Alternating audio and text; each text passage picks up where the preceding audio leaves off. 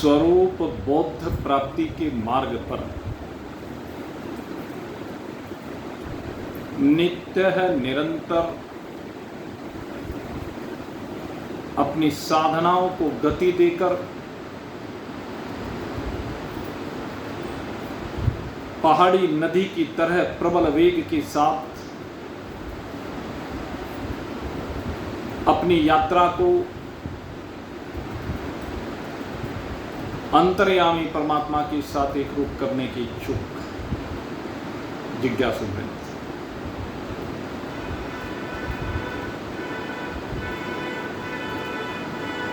भगवत कृपा से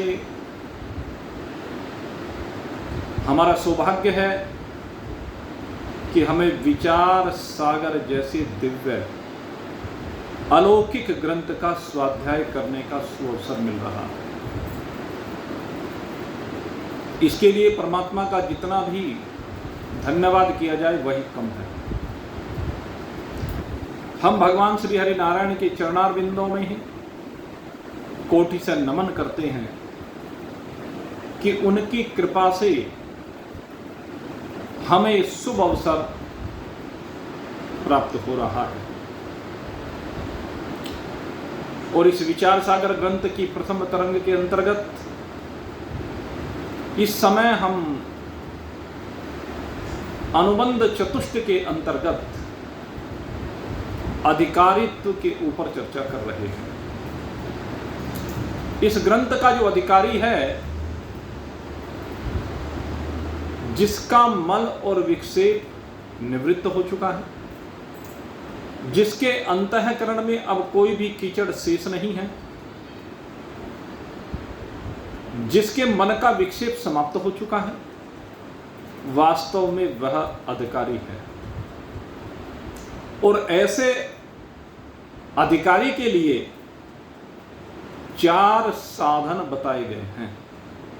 अगर ये 4 साधन उसके जीवन में है तभी वह अधिकारी है। अगर ये 4 साधन उसके जीवन में नहीं आए तो उसका विक्षेप दूर ही नहीं हो सकता। इसलिए उन 4 साधनों की यहां पर चर्चा की गई। और जो सबसे पहला साधन है जिसकी हम कई दिन से चर्चा कर रहे हैं वो विवेक है। इस विवेक के अंतर्गत अविनाशी आत्म अचल जग ताते प्रतिकूल ऐसो ज्ञान विवेक है सब साधन को मूल। जब हम ये समझ लेते हैं कि हमारा जो आत्मा है वो अविनाशी है, अचल है, नित्य तत्व है, अभी अनुभूत नहीं हुआ है।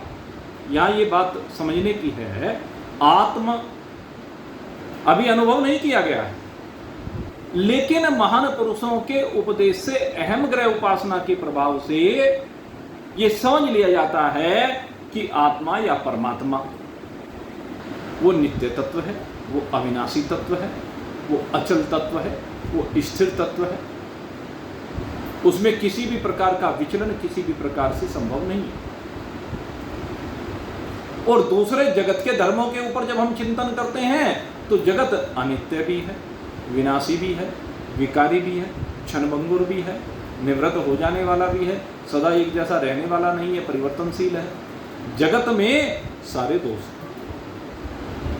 जब ये समझ में आ जाए कि हाँ जगत ऐसा है और परमात्मा या आत्मा ऐसा है, अहम ग्रह उपासना से अभी अनुभव नहीं हुआ है, केवल हमने समझ लिया, जान लिया गुरु के उपदेश से, स्वाध्याय से, अहम ग्रह उपासना से कि परमात्मा ऐसा है। परमात्मा को ऐसा अनुभव तो अभी नहीं किया गया, लेकिन समझा गया स्वाध्याय के द्वारा, महान पुरुषों की कृपा से। और अब उसको हमें अनुभूत करना है ऐसा,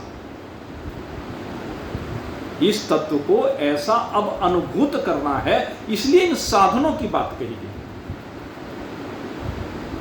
यह समझना पहला साधन है कि परमात्मा नित्य है और जगत अनित्य है। बस सीधा सा और नित्य और अनित्य की परिभाषा आपको सीधी सी बताई। आप स्वयं विश्लेषण करें, अपने आप का विश्लेषण करें, इस शरीर का विश्लेषण करें, जगत के पदार्थों का विश्लेषण करें, स्थूल रूप से लेकर के सूक्ष्म रूप से लेकर के कारण तक, क्योंकि तीनों का विश्लेषण करना अनिवार्य है, स्थूलता के ऊपर भी, सूक्ष्मता के ऊपर भी और कारणता के ऊपर। क्योंकि जब तक तीनों को अनित्य नहीं समझा जाएगा, चाहे कार्य हो चाहे कारण, कार्य और कारण, हमने कल आपसे चर्चा की संसार और संस्कार, अगर यदि हम देखें दोनों एक दूसरे के पूरक हमें दिखाई देते हैं, इन दोनों को अगर यदि हम चिंतन करके देखें तो संस्कार कारण है और संसार कार्य है। लेकिन वही संसार जब कार्य रूप में हमारे सामने आता है तो वो हमें फिर से संस्कार परोसने लगता है और हमारे जो संस्कार हैं उनमें परिवर्तन होने लगता है, जिनके कारण से पुनः संसार का जन्म होने लगता है, पुनः संसार के कर्म होने लगते हैं। तो कर्तापना यहां पर आ जाता है इन संस्कारों के कारण से। इसके कहा गया कि कारण रूप से जो संस्कार हैं और कार्य रूप से जो संसार है, इन दोनों को ही एक तरफ करो, दोनों को हटाओ। आपको जब तक इस कारण को नहीं हटाओगे, कार्य को नहीं हटा सकते, तब तक कर्तापने को नहीं हटा सकते। अपने अंदर कर्तापने का बोध बना ही रहता है। इसलिए कहा कि कारणता को हटाना पड़ेगा। और कारणता क्या है? कारणता हमारा स्वभाव है, हमारा जो स्वभाव है, जिसको हमने कारण शरीर कहा गया है, वो। और वो स्वभाव कैसा है? हमारा से तात्पर्य यहां पर मैं जीव भाव को लेकर कह रहा हूं, परमात्मा भाव को लेकर नहीं कह रहा हूं। क्योंकि दो प्रकार का स्वभाव है, एक जो हम में आरोपित है, जिसे हम अपना मान रहे हैं, वास्तव में वो हमारा है नहीं।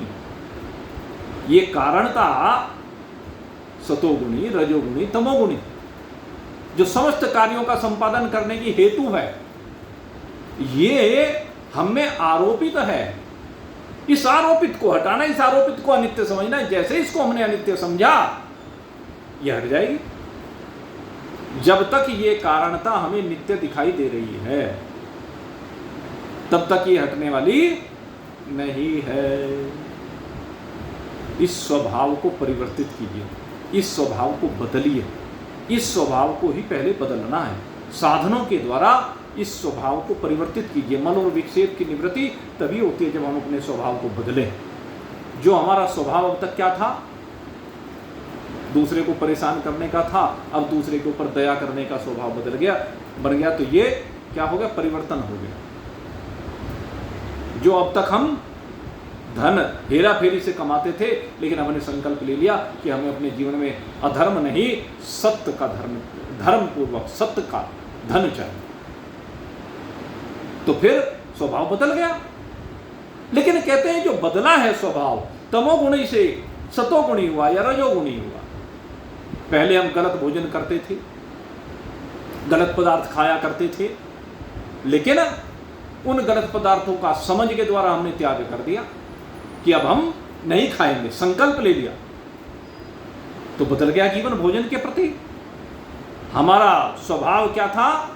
रोज नए नए वस्त्र पहनने, तड़क भड़क, ये वो है, वो स्वभाव हमने बदल दिया और साधारणता पर आ गए। हर चीज में साधारणता चाहिए, हर चीज में बदलाव चाहिए। ये स्वभाव का बदलाव है। लेकिन ये स्वभाव का बदलाव आपकी उन्नति में सहायक तो है, लेकिन ये स्वभाव में बदलाव होकर के तमोगुणी से रजोगुणी हुआ, रजोगुण से सतोगुणी हुआ। इस सतोगुण को भी रास्ते से हटाना पड़ेगा। निर्गुणत्व तब आएगा, कारणता तब मिटेगी, कर्तापन तब मिटेगा। और जब तक कर्तापन बना हुआ है, तब तक भोक्तापन बना हुआ है। एक अभी ये जगदेव जी भजन में एक बहुत बढ़िया बात इन्होंने कही, कल की विसार दे। उसमें कुछ इस तरह के शब्द थे, कल की विसार दे। कल की को क्यों याद करता है? अर्थात कल से मतलब अब से पहले, जो भी अब से पहले, इस क्षण से पहले जो भी हो रहा वो सब कल है, पुराना है, भूत है। उससे क्यों संबंध बनाता है? भूतों से संबंध बनाओगे तो भूत तो खाएंगे, काटेंगे, परेशान करेंगे, दुख देंगे, पीड़ा देंगे। उनसे संबंध क्यों रखते हो? उसको विसार दे। बड़ी सुंदर बातें शुरुआत में उसमें आई, आप चिंतन करें उनके ऊपर। अगर यदि हम चिपके रहेंगे तो बदलाव कैसे होगा? आदमी चिपका रहता है बचपन की घटनाओं को लेकर के, जवानी की घटनाओं को लेकर, प्रौढ़ावस्था की घटनाओं को लेकर। हमारे जीवन में ये हुआ, हमारे जीवन में ये हुआ, हमने ये किया, फलाने ने ये किया, फलाने ने। अरे कहाँ सिर खपाते फिर रहे हो? किस किस में सिर खपा रहे हो? जब भी बैठे, जिसके भी पास बैठे, अब वो अपनी अपनी ढपली, अपना अपना राग बजाने लगता है। क्यों अपना अपना राग है? कि बहुत संघर्ष किया है जीवन में, तब जाकर के अब कामयाबी मिली। क्या तुझे खाक कामयाबी मिली?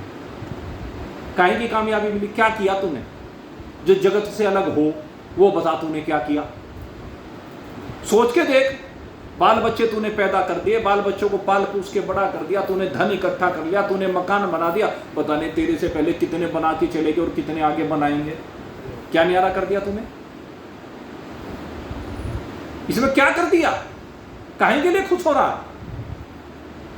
करना तो तब था कि अगर यदि अज्ञान की निद्रा से तू बाहर निकल जाए। डोली के उठने से डरता है? बांध जोड़ के सब कुछ अपना, रोती रोती जा, रोते रोते क्यों जाते हो? ये वैराग उत्पन्न करने के लिए है। लेकिन वैराग कब उत्पन्न होगा? ये वैराग ऐसे उत्पन्न नहीं होता है। जब अनित्यता दृष्टिगोचर होने लगेगी इन पदार्थों में, तब वैराग उत्पन्न होगा। ब्रह्मलोक लो भोग जो, ये दूसरा साधन है। ब्रह्मलोक लो भोग जो, चहे सबन को त्याग, वेदर्थ ज्ञाता मुनि कहत ताही विराग। स्वर्ग के भोग, सबसे ज्यादा अभिलाषा क्या होती है? इस संसार में रह करके सबसे ज्यादा स्वर्ग के जैसे भोगों को भोगने की इच्छा होती है।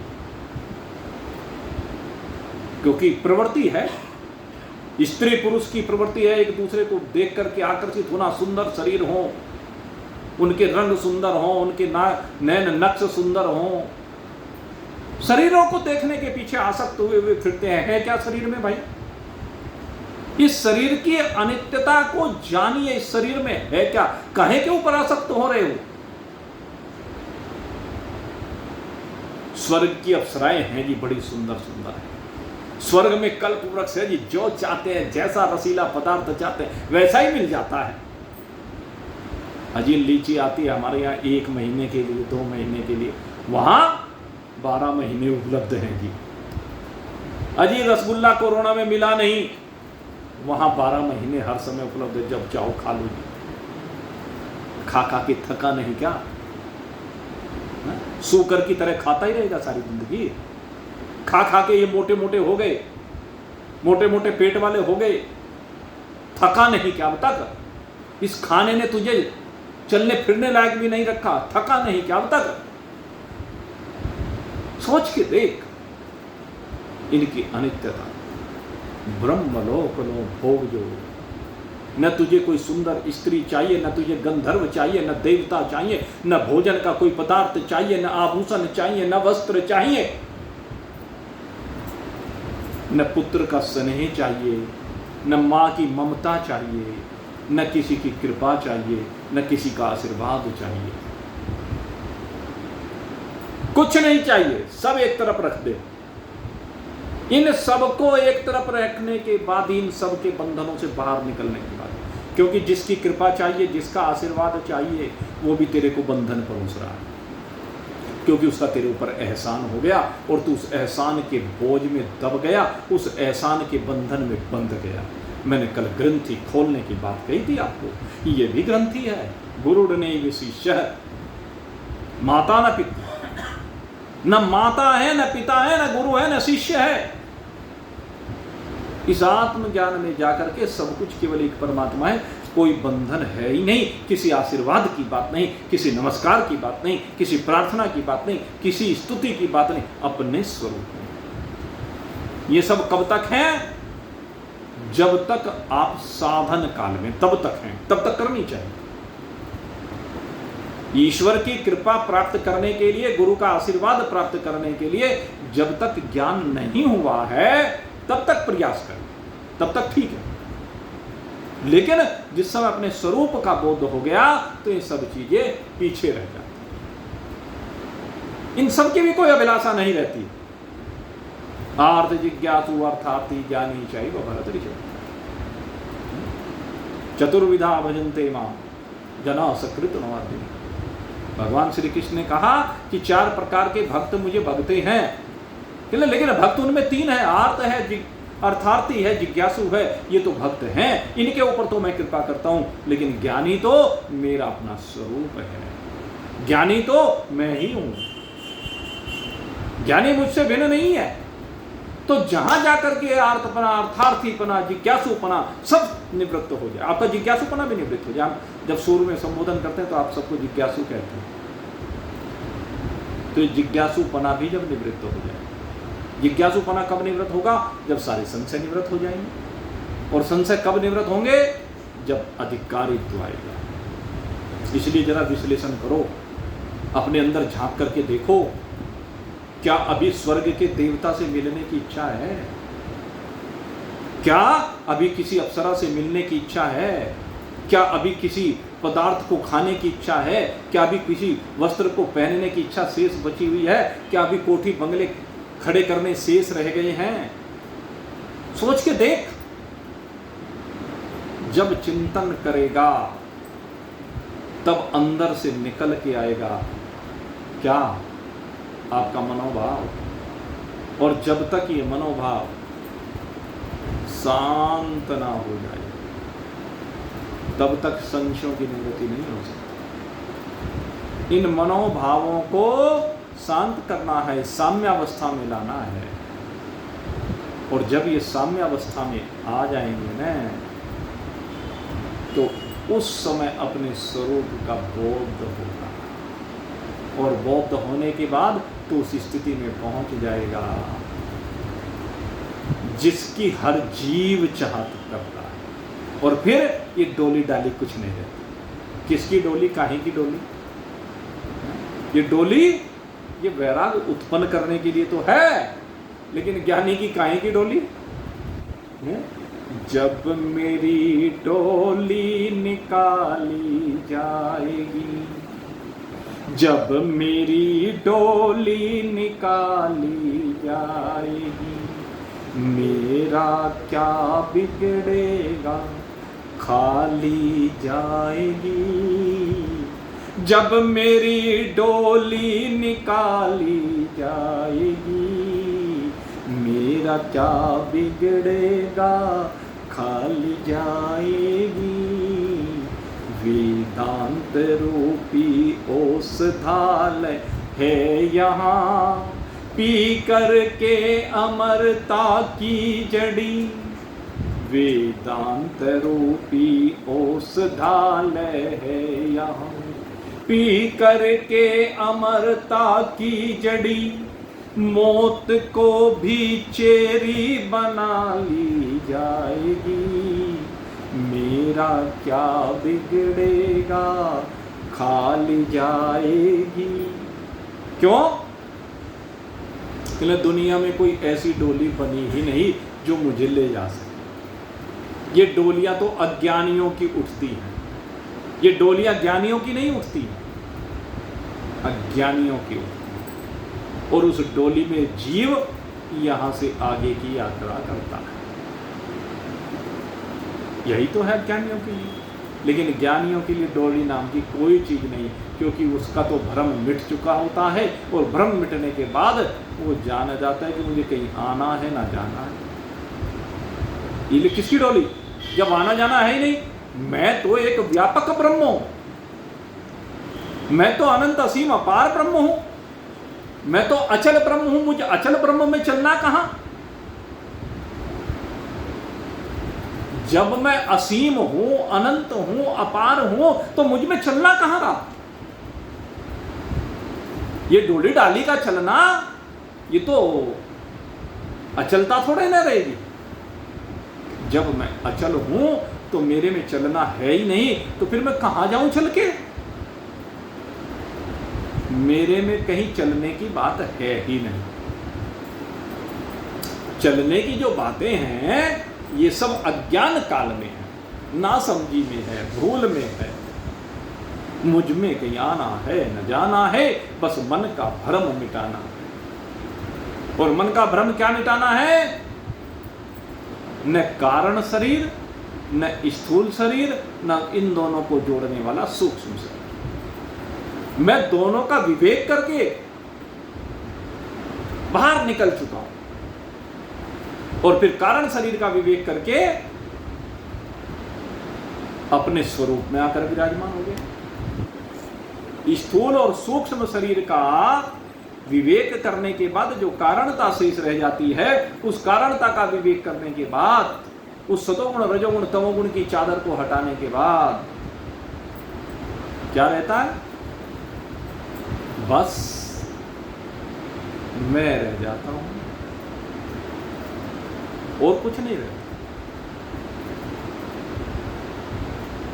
और ये कब होता है? जब आप अपने से मिलते हैं। और उस समय सारे वो कहते हैं ना, वो चाप तिलक सब छीन मुंह से नैना मिलाए, सब संबंध समाप्त हो जाता, कुछ भी नहीं रहता, केवल मैं रह जाता हूं। और मेरे में ये कल्पित धाराएं, कल्पित लहरें, तरंगे, फेन बुदबुदे स्फुरित होते हैं तो होते रहो।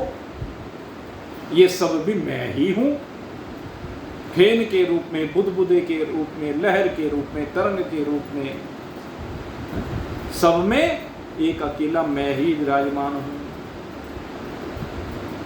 जब इनमें सब में मैं ही हूं तो मेरे में चलना कहां है? चलना अज्ञानता में है, चलना संकल्प में है। क्योंकि संकल्प जब स्फुरित होता है तो वो चलता है इंद्रियों के माध्यम से, और इंद्रियों के माध्यम से चल करके वो संकल्प पदार्थ तक पहुंचता है, और पदार्थ तक पहुंच करके पदार्थाकार होता है।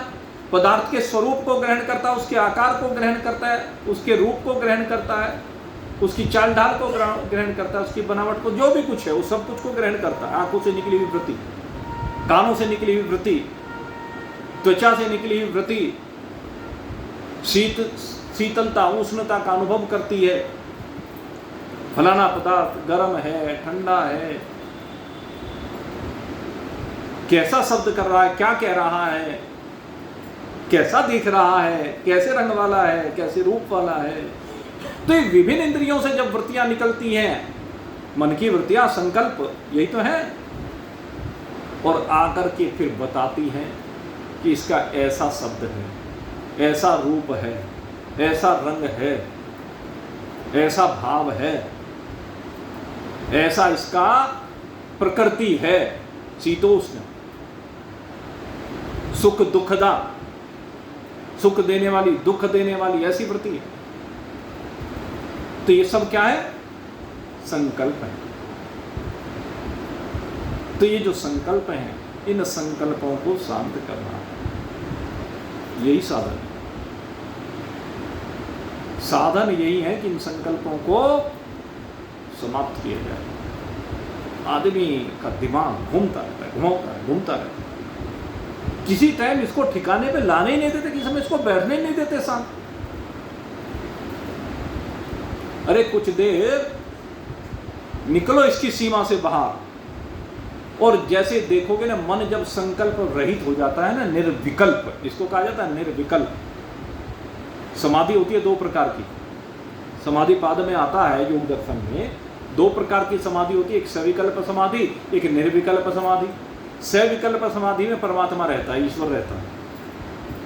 ईश्वर का ध्यान कर रहे हैं ना, ईश्वर का ध्यान करते करते ईश्वराकार वृत्ति हो गई तो ईश्वर तो शेष रहा ना। लेकिन निर्विकल्प समाधि में ईश्वर भी लय को प्राप्त हो जाता है। निर्विकल्प समाधि में बस केवल आप हैं।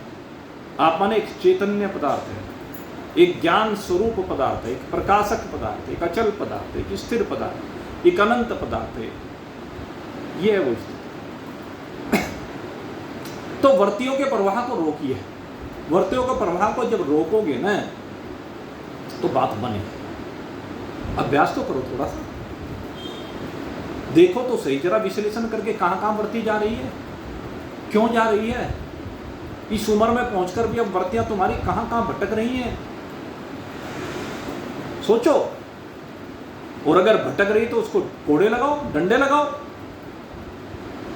क्योंकि जब तक कोड़े नहीं लगाओगे, डंडे नहीं लगाओगे, पहले जबरदस्ती नहीं रोकोगे, पहले जबरदस्ती रोको, फिर समझ से रोको, तो फिर वर्तियां निकलनी बंद हो जाएंगी धीरे धीरे जब रोकने प्रारंभ कर दोगे।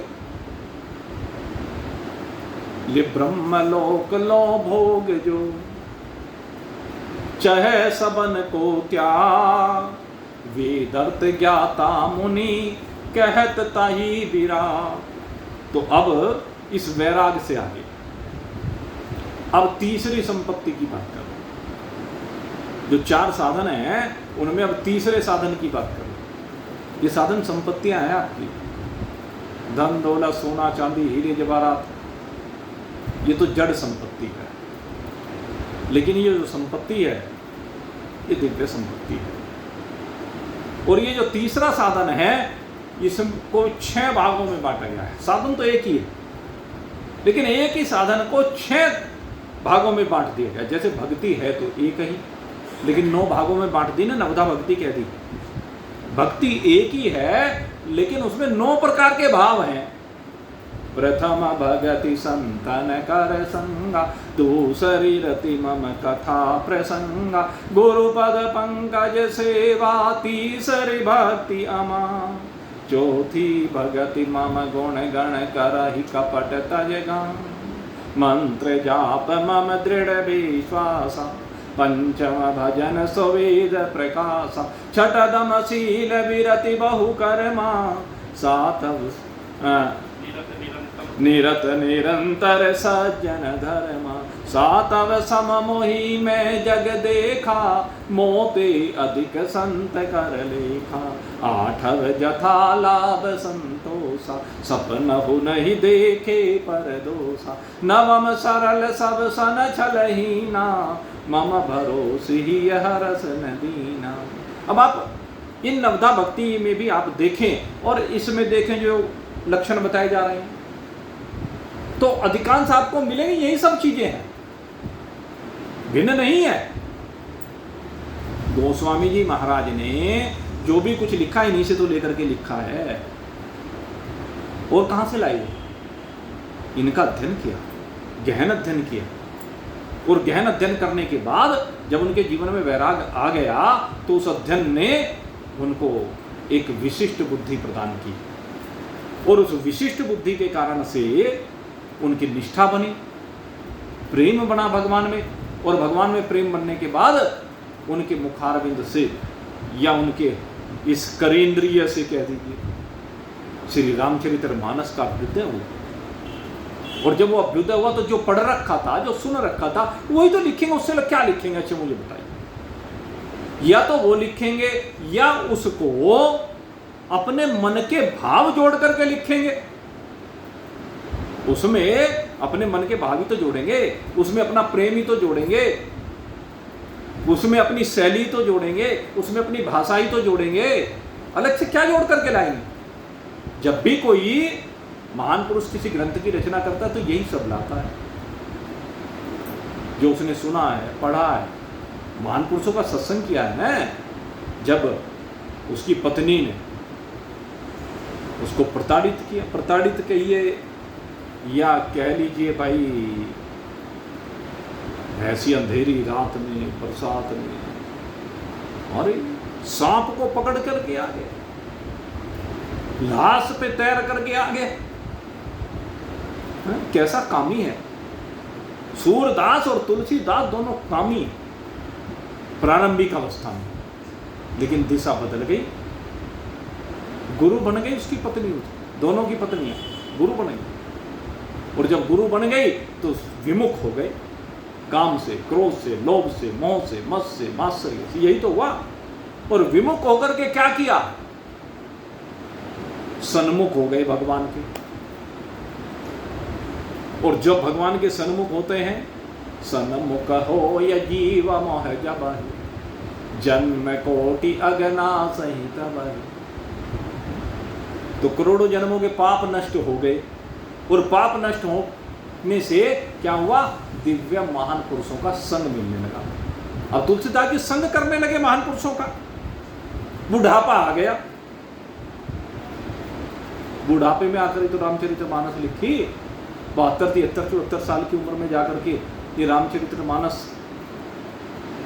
प्रारंभ हुई, और तब जाकर के लिखी गई। क्योंकि उस समय जीवन में वैराग आ गया, विषयों की कोई अभिलाषा नहीं रही,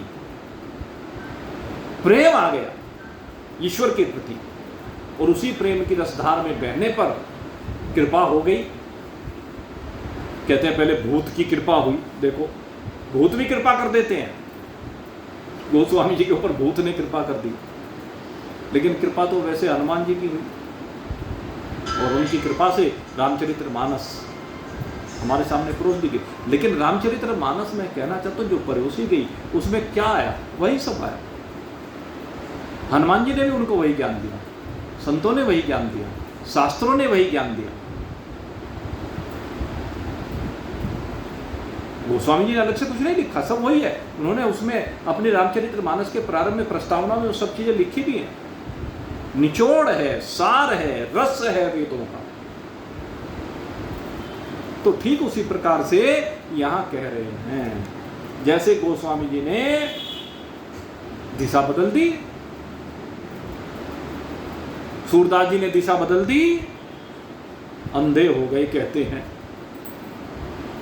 कहीं से अंधे हो गए, काम में अंधे हो गए थे, क्रोध में, लोभ में, मोह में, मद में, मात्सर्य में अंधे हो जाते हैं। यही तो अंधापन है।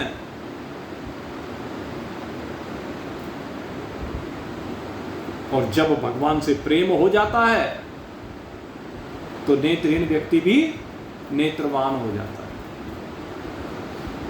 आंखें मिल गई, ज्ञान की आंखें। तो आप ज्ञान की आंखें प्राप्त करें। ये विचार सागर आपको दिव्य ज्ञान की आंखें प्रदान करता है, लेकिन मिलेगी तभी जब जीवन में वैराग आएगा। ब्रह्मलोक लो भोग जो चाहे सबन को त्याग, वेदर्थ ज्ञाता मुनि कहत ताहि विराग। और अब ये 6 संपत्ति करें, ये 6 संपत्ति जीवन में धारण करो। कौन कौन सी संपत्ति है? सम दम श्रद्धा तीसरी, समाधान उपराम, छठी तितिक्षा जानिए, भिन्न भिन्न यह नाम। 6 सम दम तितिक्षा श्रद्धा समाधान और उपरति। अब इन 6 को अलग अलग बता रहे हैं क्या है। सबसे पहले सम की बात की, मन विषन ते रोकनो, समति ही कहत सुधी। सबसे पहला काम है मन को विषयों से रोकना। इसका मतलब क्या है? मन को विषयों से रोकना, इसका मतलब समझने की जरूरत है। भाई 5 विषय हैं, शब्द, स्पर्श, रूप, रस, गंध। और ये जो 5 विषय हैं, वृत्ति को उनमें जाने से रोकना है। ये आंख है, अजी इनसे तो रूप दिखेगा। अब जब रूप दिखेगा तो दिख तो रहा है ना, दृश्य है। अब कैसे रोके उस दृश्य को? भाई दृश्य को नहीं रोकना है, रूप देखे सो दिखने दो।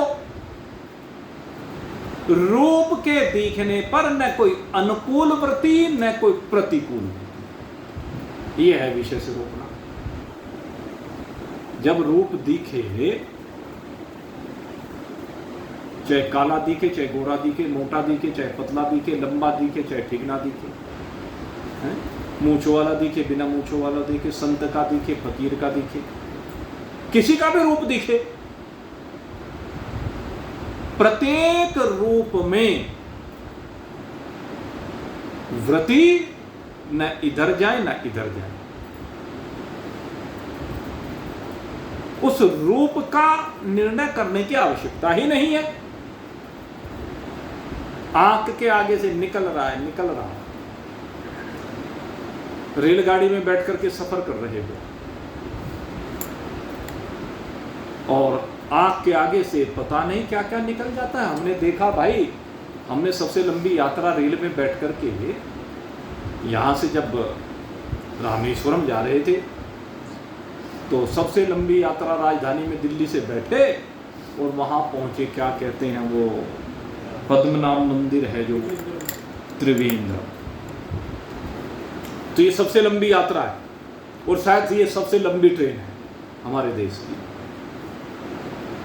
तो उसमें देखा रास्ते में आंखों ने क्या देखा, पहाड़ देखे, नदियां देखी, नाले देखे, खेती देखी, वहां के लोगों को देखा, आंखों ने देखा और आंखों ने देख करके सब दृश्यों का परित्याग करते चले गए। ये मैं नहीं हूं, ये मैं नहीं हूं, ये मैं नहीं, इससे मेरा कोई संबंध नहीं है, इस सब से मेरा कोई संबंध नहीं है। टूट गया मन। अरे क्या सुंदर पहाड़ है, कैसी दिव्य नदियां बह रही है यार। भाव बनना उसके प्रति, यही विषय। किसी संत को देख करके उसके प्रति अच्छा भाव बनना, ये भी विषय। यद्यपि ये विषय आपकी उन्नति में सहायक है। किसी दुष्ट पापी को देख करके उसके प्रति दुर्भावना का बनना, यह भी एक भाव है। लेकिन मेरा न सद्भावना न दुर्भावना दोनों से संबंध है।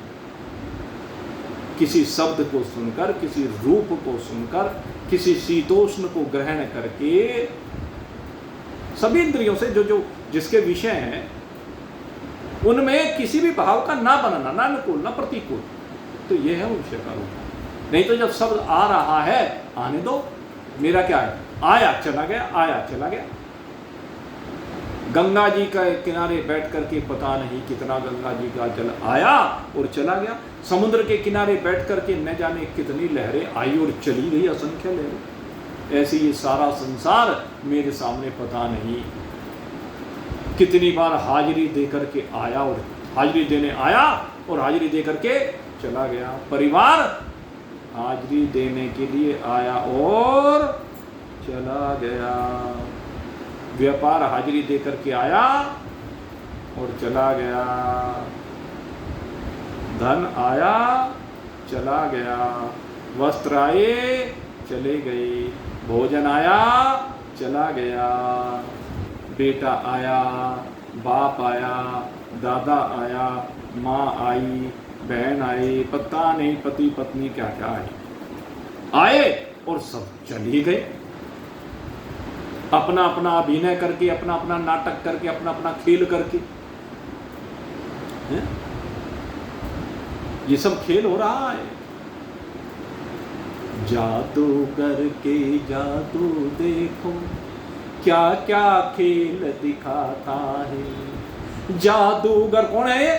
परमात्मा, ईश्वर। यहां पर ये ईश्वर रूपी जादूगर है, ये माया रूपी जादूगर नहीं है। जादूगर के जादू देखो, क्या क्या खेल दिखाता है। दिखा दिखा कर खेल हजारों, दिखा दिखा कर खेल हजारों, अंत स्वयं रह जाता है। खेल खिलाड़ी बदल रहे हैं, सबका पाला एक ही है।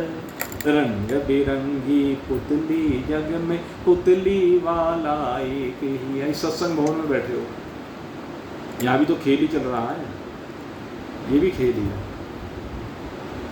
बस फर्क ये है कि ये खेल उन्नति में सहायक है, ये खेल जो है उन्नति में सहायक है। बस इसलिए आप लोग आ रहे हैं, लेकिन आपसे पहले हमने पता नहीं कितनों को आते हुए देखा। बहुत आए और चले गए।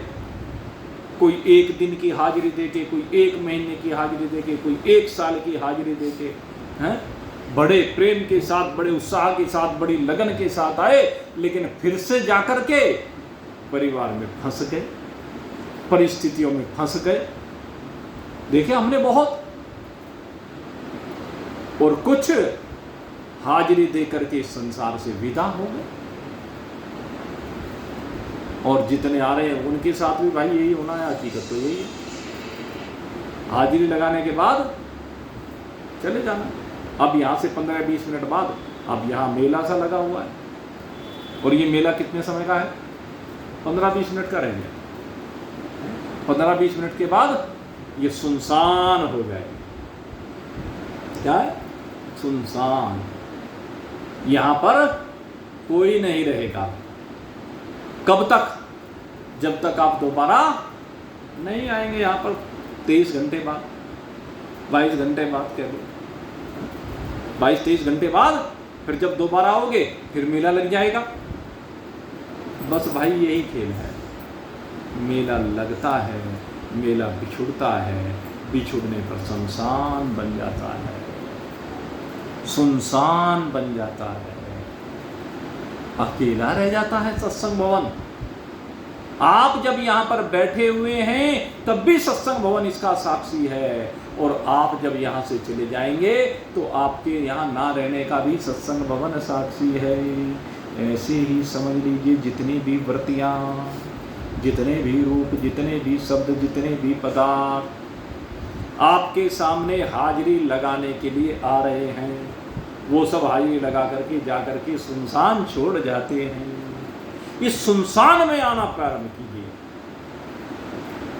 जिस समय सुनसान में, अकेले में, एकांत में आओगे तब समझ में आएगा कि आप साक्षी हैं, क्योंकि उस समय आप अकेले रह जाएंगे।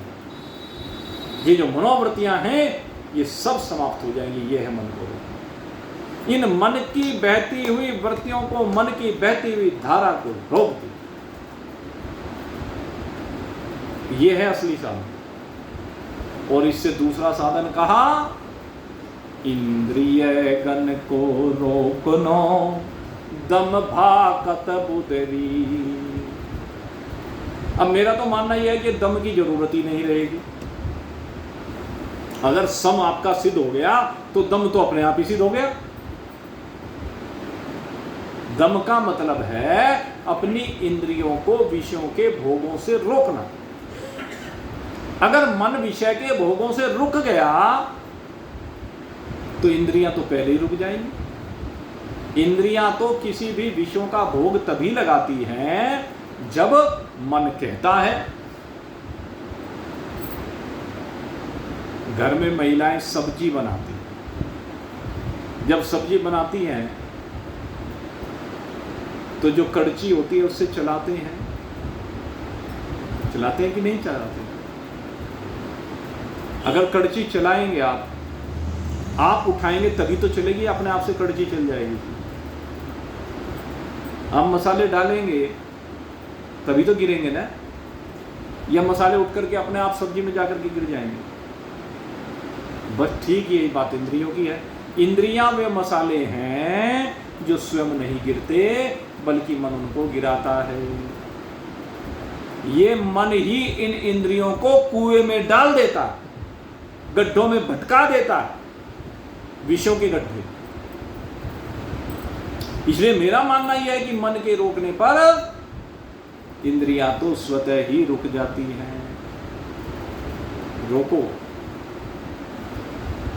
मन को। जिसने मन को रोक लिया, जिसने मन को जीत लिया, येन जितः मनः, शास्त्र कहता है येन जितः मनः, जिसने मन को जीत लिया है, तेन जितः जगत, उसने जगत को जीत लिया। वही विश्व विजयी है। एक राजा की फौज जा रही थी, रास्ते में एक फकीर पड़े हुए थे। तो पहले बड़ी आस्था हुई करती, बड़ी फकीरों के प्रति, महात्माओं के प्रति श्रद्धा हुआ करती थी। अब रास्ते के बीचों बीच लेटा हुआ, फौज आई, बोले महाराज हटो। बोले क्यों? बोले राजा की फौज आ रही है। बोले हटता नहीं, हटने से मना कर दिया। अब सैनिकों ने कुछ नहीं कहा, जाके मंत्री जी को बता दिया। मंत्री जी आए, भाई राजा की फौज आ रही है। कहने लगे तो दूसरी तरफ से चले जाओ, मैं तो नहीं हटूंगा। महात्मा ने कह दिया। अब फौज रुक गई, सेना रुक गई, सवारी रुक गई, राजा की रथ रुक गया। राजा ने पूछा, मंत्री जी क्या बात है? बोले महाराज एक फकीर पड़ा हुआ रास्ते में, हटता नहीं, मुझे समझाओ। मैं समझा लिया जी। कहने चलो भाई हम ही समझाएं। अब राजा पहुंचे। अब राजा जब सामने पहुंचे तो देखा फकीर, प्रणाम किया। कहने महाराज आप रास्ते से हट जाइए। कहने क्यों हट जाऊं? कहने लगे भाई मैं कहीं जाना चाहता हूँ। कहने तो दूसरे रास्ते से चला जाओ। मंत्री जी कहने लगे तो ये पता नहीं है हमारे देश के राजा हैं। बोले कौन से देश के राजा? अरे जिसमें तुम पड़े हुए ये देश, इसके राजा ये हैं, इसके मालिक हैं, इनकी आज्ञा से सब कुछ होता है, जो चाहे सो कर दें। अच्छा, मैं अपने राजा से कह दे ये राजा है तो मैं महाराजा हूं। अच्छे राजा ने सुना महाराजा। कहने महाराज आप कहाँ के महाराजा हैं? कहने मैं अनंत कोटि ब्रह्मांडों का महाराजा हूं। कहने लगे फिर आपकी सेना कहाँ है? कहने लगे मेरा कोई शत्रु ही नहीं है, तो सेना की क्या आवश्यकता है मुझे? सेना की क्या आवश्यकता है? कहने लगे आपका महल कहाँ है? कहने लगे तो दिखाई नहीं दे रहा। ये इतना बड़ा ब्रह्मांड, ये महल, कितने नौकर चाकर तेरे जैसे घूम रहे हैं, ये मेरा महल है। कहने लगे हमारे महल में इतने दास दासियां, इतने भोग, ऐसे दिव्य व्यंजन कहाँ है? कहने लगे मेरे किसी भोग की इच्छा ही नहीं है, मैं तो सदा तृप्त रहता हूँ, अपनी मस्ती में मस्त रहता हूँ। मुझे न स्त्रियों की इच्छा है, न भोजन की इच्छा है, न आभूषणों की इच्छा है, न वस्त्रों की इच्छा है। हाथ जोड़ के कहने लगे हाँ वास्तव में तुम ही महाराजा हो। और रास्ता बदल के चले गए। तो महाराजाओं का महाराजा कौन है? येन जितः मनः, जिसने इस मन को जीत लिया है वही महाराजाओं का महाराजा है। तो आपको अपने मन को ही जीतना है, मन को ही समझाना है। और मन को क्या समझाना है? शांत, न सतोगुण, न रजोगुण, न तमोगुण। जब तीनों प्रकार की चादर मुझे नहीं ओढ़नी है। न सतोगुण की श्वेत चादर ओढ़नी है, न रजोगुण की लाल चादर ओढ़नी है, न तमोगुण की काली चादर ओढ़नी है। मुझे सब चादर उतार करके फेंक देनी है। कोई चादर नहीं। वो भजन आता है ना, उसमें तो कह देते हैं जीनी जीनी जीनी जीनी रे चदरिया। वहां तो है जीनी चदरिया, लेकिन कहते हैं यहां जीनी भी नहीं। न सतोगुण की, न रजोगुण की, न तमोगुण की, कैसी भी नहीं, जीनी भी चदरिया नहीं। सारी चादर उतार करके फेंक देनी, सारा ज्ञान उतार करके फेंक देना, सारे इंस्ट्रूमेंट फेंक देने। बिल्कुल क्या हो जाइए? अकर्ता हो जाइए। न इंस्ट्रूमेंट मेरे हैं, न इंस्ट्रूमेंट मैं हूं, न मेरे लिए। बस अपनी मस्ती में मस्त रहिए। फिर प्रकृति के गुणों में जो बरत रहे सो उनको बरतने दीजिए, क्योंकि आप शरीर नहीं है। शरीर गुणों में जहां बरत रहा है उसको बरतने दीजिए। मेरा शरीर से कोई संबंध नहीं है, और शरीर से क्या मेरा किसी से भी संबंध नहीं। मैं समस्त संबंधों से विरहित हो गया, क्योंकि संबंध का मतलब है कि बंधनों में बांधने वाला, समान प्रकार से बंधनों में बांधने वाला, जो सबको बांधे, सतोगुण भी, रजोगुण भी, तमोगुण भी, ये सब संबंध समान रूप से बांधते हैं। चाहे लोहे की बेड़ी से बांधो, चाहे तांबे की बेड़ी से बांधो, चाहे सोने की बेड़ी से बांधो, बंधेगा तो नहीं। इसलिए इन सीमाओं से बाहर निकलो, और इन सीमाओं से बाहर निकल करके मन को कहो कि ये जो इंस्ट्रूमेंट तूने ज्ञानेंद्रिय कर्मेंद्रिय को उठा करके उठा पटक मचा रखी है, निकल इससे। रिटायर हो गया, अब भी धक्के खाता फिरता है। तूने ठेका लिया है क्या सारी दुनिया का? काहे के लिए धक्के खाना? बैठ एकांत में, एक अपने कमरे में एकांत में बैठ जा, सबको एक तरफ करके, समय पे अपने भोजन कर और जय राम जी, और फिर विश्लेषण कर बैठ करके। जरा वहां पर बैठ करके जमा खर्च मत लगाना, हिसाब किताब। पहले तो बात दुकान से फुर्सत नहीं रहती, बूढ़े बूढ़े भी ये दुकान का पिंड छोड़ के नहीं देते, परिवार का पिंड नहीं छोड़ के देते। भाई छोड़ दो ये पिंड, अगर अपने स्वरूप में विराजमान होना, नहीं होना तो कोई बात नहीं, बार बार मरते रहो, जीते रहो, हमें क्या। हमारे पास तो आए हो तो भाई हम तो कहेंगे ही, पिंड छोड़ना पड़ेगा। पिंड छोड़ने से मतलब क्या है? आसक्ति। शरीर कहीं भी रहे, मैं आसक्त नहीं हूं भाई। जोन से रिटायर हो लिए मैं तो छोड़ो, कम से कम जिनकी चलो अभी कुछ दायित्व रह रहे हैं, वो दायित्व बोध के कारण से चलो अपना ठीक है। जब तक दायित्वों की पूर्ति शरीर की नहीं हो रही है तब तक खींचते रहो गाड़ी को। लेकिन जिनके दायित्व पूरे हो लिए, अब वो काहे के लिए धक्के खा रहे हैं, काहे के लिए शरीर को कष्ट देते फिर रहे हैं? शरीर मन संजरित है, शरीर को मन को काहे के लिए भटका रहे हैं? सारे दिन बैठ के गधों की तरह से बोझा ढो रहे हैं। भाई अब इन चीजों से बाहर निकलो, पशुत्व से। अब जो है परमात्मा स्वरूप में आकर के विराजमान हो। जो परमात्मा स्वरूप में आकर के विराजमान होगा उसी का कल्याण होगा, और नहीं तो भाई तो क्या कहें, सब जानते हैं। हमारा तो कहने का काम है, सो कह दिया भाई।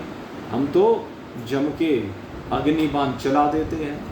अब उनसे कोई जले ना जले, क्योंकि उससे भी प्रबल अगर यदि अग्निबाण आपने ले रखा है तो जाकर के उसमें लय हो जाता है। अगर आपके पास उससे भी प्रबल अग्नि है तो वो उसी में जाके लय हो जाता है, इसलिए उसका कुछ असर नहीं होता है। और जिसके पास नहीं है अग्निबाण से उसके मल जल जाते हैं, उसका विक्षेप समाप्त हो जाता है। तो हमारा तो काम यही है भाई, भगवान ने ये काम दिया है तो हम तो भाई ये अग्निबाण छोड़ेंगे हैं? अब वो जिसे लगे सो ठीक, जिसको ना लगे सो ठीक। इसलिए कोई भला बुरा ना माने भाई, हैं? भला बुरा मानने के लिए, और हमारी तरफ से कोई माने तब ठीक, ना माने तब ठीक, हमारे ऊपर क्या फर्क होगा? बुरा मान के हमारा क्या लेगा, और भलाई मान के क्या लेगा? सोचे हमारा क्या? हमें तो तुम्हारे ना भले से कुछ लेना देना, ना बुरे से कुछ लेना देना, और आपको भी नहीं लेना देना। हकीकत तो यही है, हकीकत यही है। लेना देना किससे है?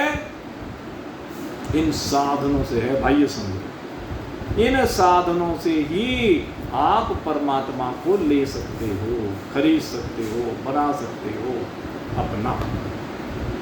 बस तो बनाना हो तो बना लो भाई, और नहीं बनाना तो भी जय राम जी की। सर्वे भवन्तु सुखिनः, सर्वे सन्तु निरामय, सर्वे भद्राणि पश्यन्तु, मा कश्चित् दुःखभाग् भवेत्। ओम शांति शांति शांति। बोले सच्चिदानंद भगवान की।